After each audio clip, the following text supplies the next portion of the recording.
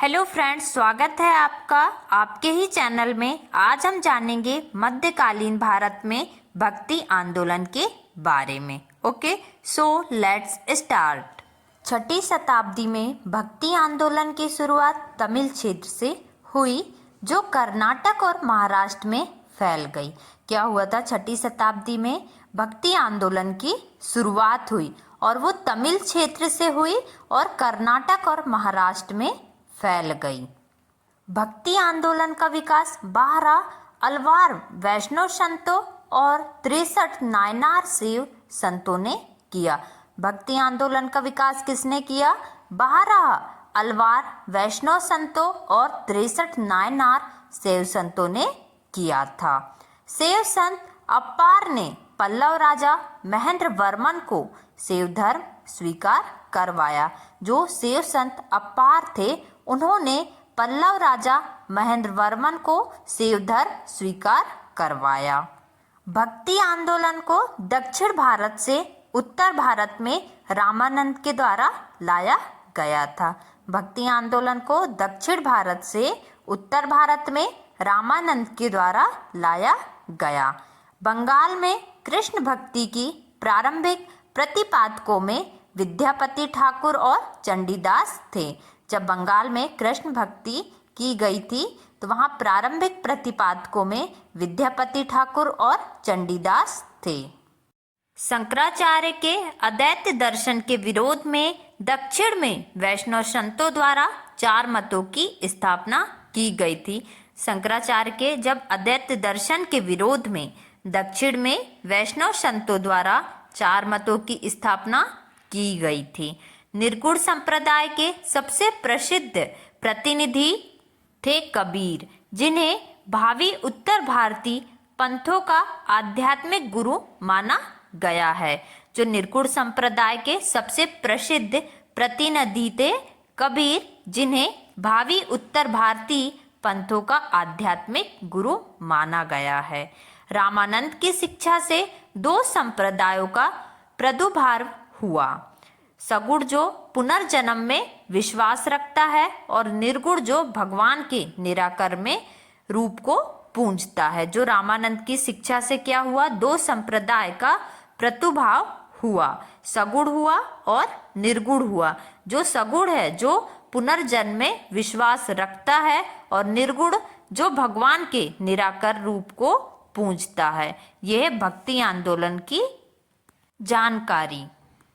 अब हम आगे जानेंगे भक्ति आंदोलन के संत के बारे में। ओके, सबसे पहले संत हैं रामानुचार्य, दूसरे हैं रामानंद, तीसरे हैं कबीर, चौथे हैं गुरु नानक, 5वें हैं चैतन्य स्वामी, 6वें हैं श्री मृत वल्लभाचार्य, 7वें हैं गोस्वामी तुलसीदास, 8वें हैं धन्ना, 9वीं हैं मीराबाई, 10वें हैं रैदास, 11वें हैं दादू दयाल और 12वें हैं शंकर देव। ओके, अब हम 1 बाय 1 सबके बारे में जानेंगे। भक्ति आंदोलन के संत में सबसे पहले हम जानेंगे रामानुजाचार्य के बारे में। 11वीं शताब्दी इन्होंने श्री रामचंद्र को अपना आराध्य माना। जो रामानुजाचार्य थे, इन्होंने भगवान श्री राम को अपना आराध्य माना।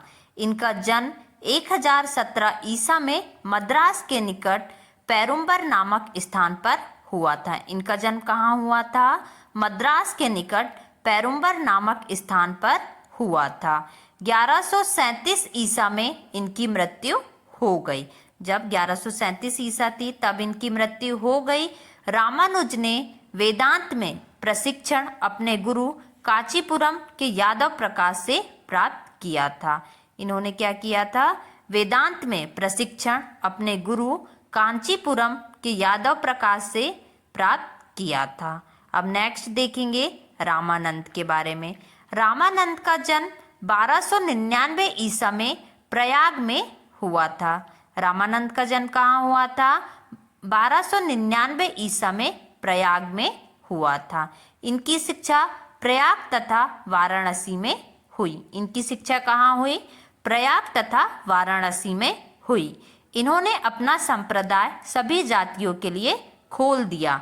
इन्होंने क्या किया? अपना संप्रदाय सभी जातियों के लिए खोल दिया। रामानुज की भांति इन्होंने भी भक्ति को मोक्ष का एकमात्र साधन स्वीकार किया। इन्होंने मर्यादा पुरुषोत्तम श्री राम एवं माता सीता की आराधना को समाज के समक्ष रखा।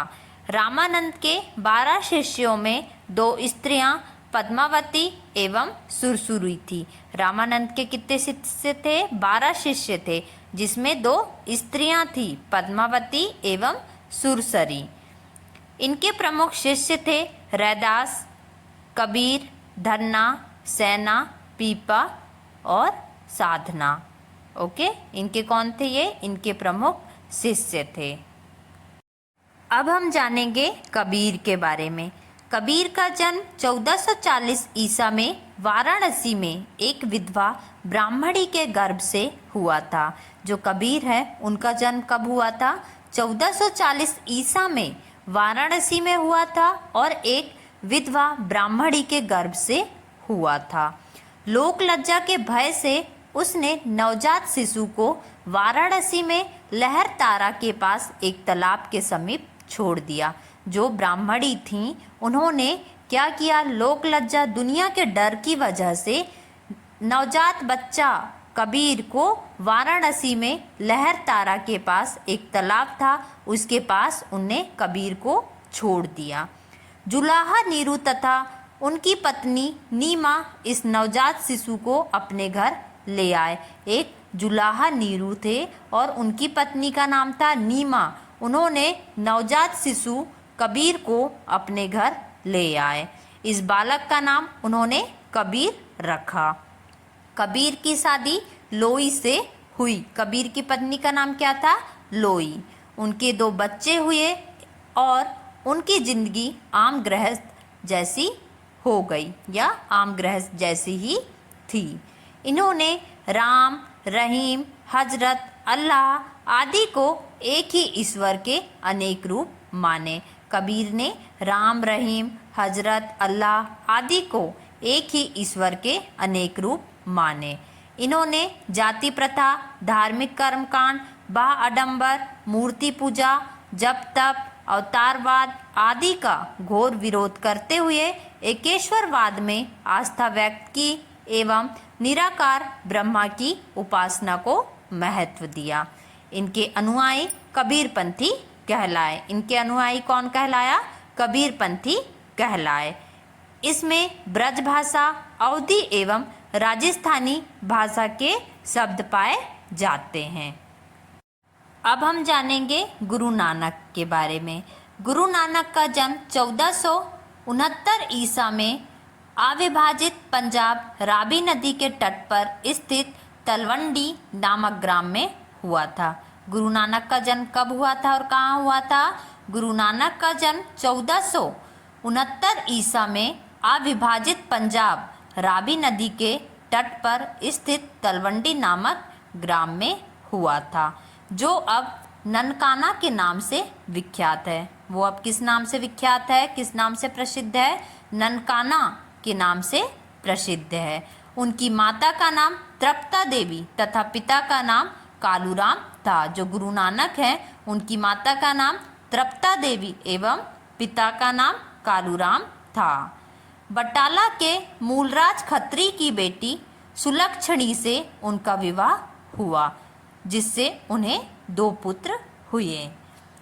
उन्होंने देश का 5 बार चक्कर लगाया। जो गुरु नानक हैं उन्होंने देश का 5 बार चक्कर लगाया, जिसे उदासीस कहा जाता है। जिसे क्या कहा जाता है? उदासीस कहा जाता है। गुरु नानक कीर्तनों के माध्यम से उपदेश दिए। गुरु नानक जी ने कीर्तनों के माध्यम से क्या दिया? उपदेश दिया।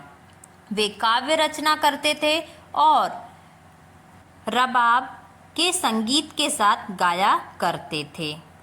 सारंगी उनका स्वामी भक्ति शिष्य मर्दाना बजाया करता था।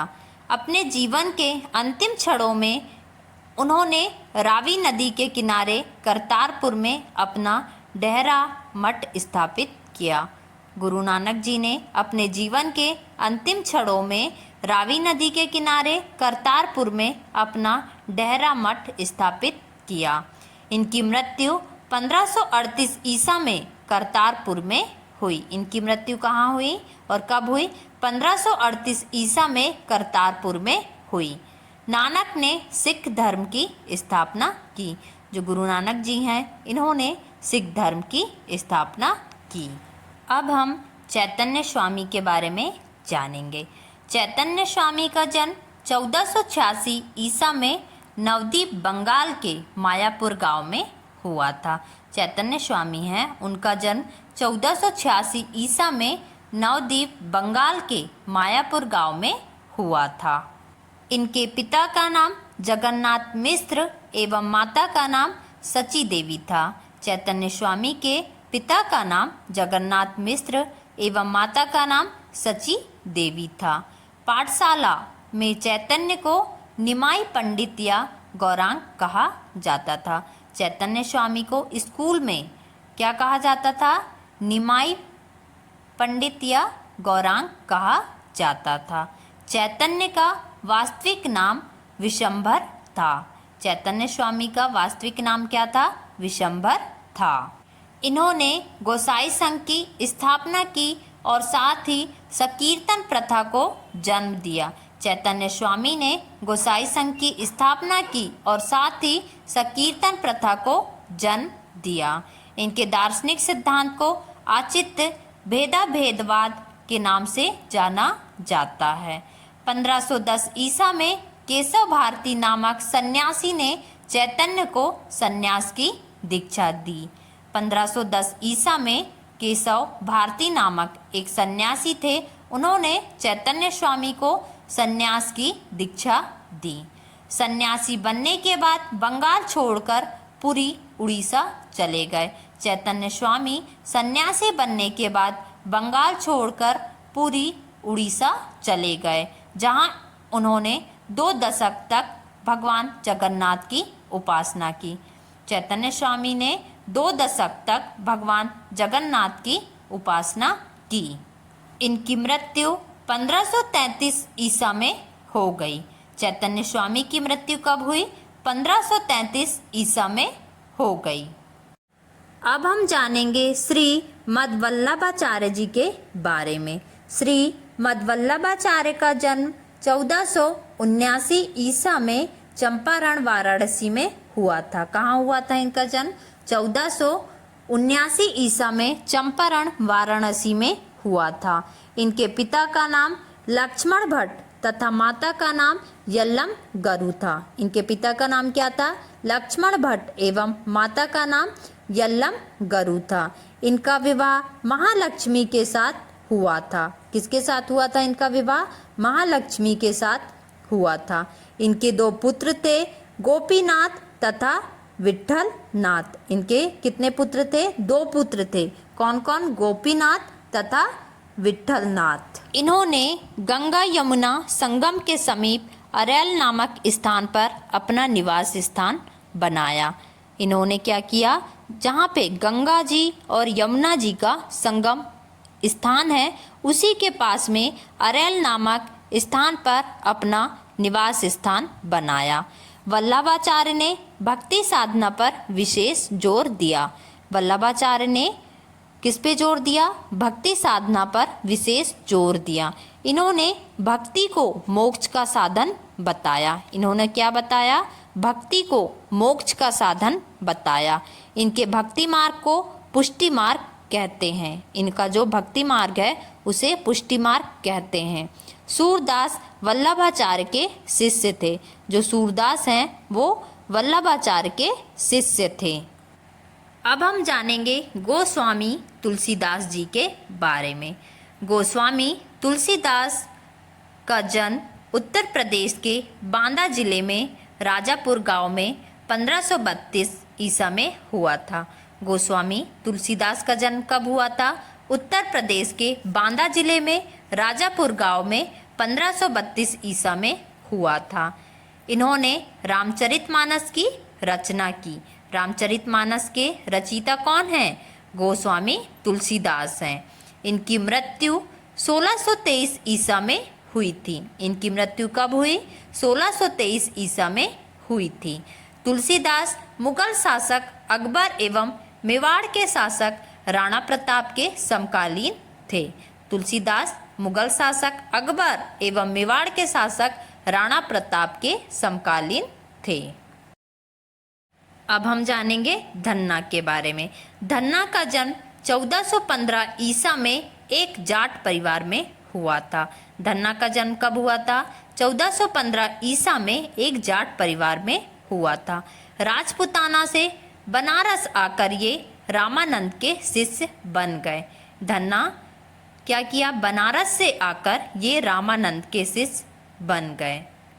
कहा जाता है कि इन्होंने भगवान की मूर्ति को हठात भोजन कराया था। कहा जाता है कि इन्होंने भगवान की मूर्ति को हठात भोजन कराया था। ये थी धन्ना के बारे में जानकारी। अब हम जानेंगे मीराबाई के बारे में। मीराबाई का जन्म 1498 ईसा में मेड़ता जिले के चौकारी ग्राम में हुआ था। मीराबाई का जन्म कब हुआ था? 1498 ईसा में मेड़ता जिले के चौकारी ग्राम में हुआ था। इनके पिता का नाम रत्न सिंह राठौर था। इनके पिता का नाम क्या था? रत्न सिंह राठौर था। इनका विवाह 1516 ईसा में राणा सांगा के बड़े पुत्र और युवराज भोजराज से हुआ था। इनका विवाह कब हुआ था?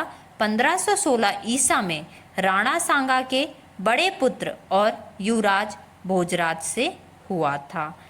अपने पति की मृत्यु के उपरांत ये पूर्णतः धर्मपरायण जीवन व्यतीत करने लगी।